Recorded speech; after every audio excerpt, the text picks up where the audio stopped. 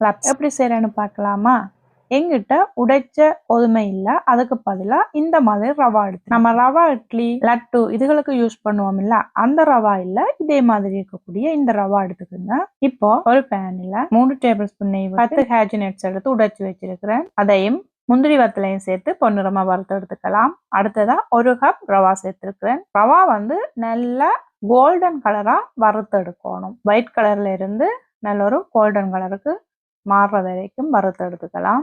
இப்போ இது ரெடி ஆயிட்டு. இதுல 1 கப் ரவாக்கு 4 கப் தண்ணி சேர்த்து நல்லா குழைவா வேக வச்சு எடுக்கலாம். இப்போ ரவா நல்லா வேகி வந்துட்டு இதுல 3/4 கப் வெல்லம் 3/4 கப்ல இருந்து 1 கப் வரைக்கும் சேர்த்துக்கலாம். நான் 3/4 கப் சேர்த்துனா கொஞ்சமா உப்பு, ரோஸ்ட் பண்ணி வச்சிருக்கிற காஷ்யூநட் முந்திரி வத்தல் இதையும் சேர்த்துக்கலாம். அதோட 1/2 டீஸ்பூன் ஏலக்காய் தூள் எல்லாத்தையும் சேர்த்துட்டு ஒரு தடவை கலந்துட்டு மறுபடியும் 3 டேபிள் ஸ்பூன் நெய் விட்டு இதே மாதிரி நல்லா கலந்து விட்டுலாம். இதே மாதிரி கண்டென்சிட்டி வரணும்.